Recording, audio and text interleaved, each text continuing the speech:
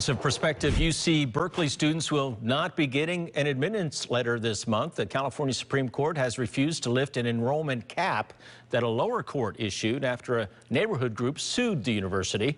Ground Force Dan Kerman has been following the story. He joins us now live from the city with details. Dan. That's right. This neighborhood group says that UC Berkeley has not been a good neighbor, allowing more students to keep enrolling and not building enough housing for them. That's really what it comes down to. But the impact is on these new freshmen who may not be able to get into the university this fall. Some 3,000 new undergrads UC Berkeley had planned to admit this fall will not be able to attend for in-person instruction.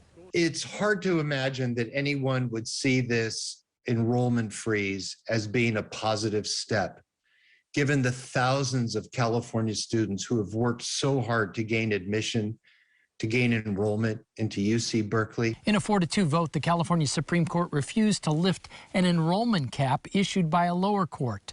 That judge not only froze enrollment, but halted a university construction project until additional environmental review was completed.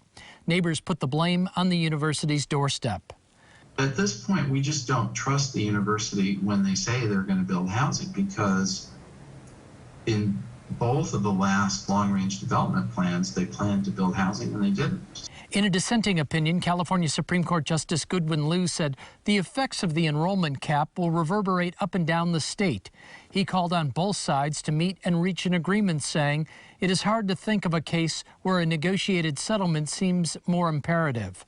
Neighbors who sued the university say they're willing to meet, but on one point they're not budging. What we want is a binding agreement where the university has the incentive to produce housing before they increase enrollment. UC Berkeley wouldn't comment on their willingness to settle, saying right now they're focusing on developing a plan to lessen the impact of the ruling on those 3,000 students. By offering admission to many students, admission to what would be online-only learning for the fall 2022 semester, and or delaying their admission until January 2023.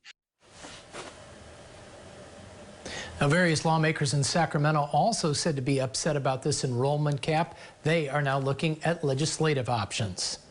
Reporting live, Dan Kerman, Crown 4 News. Thank you, Dan. More Bay Area companies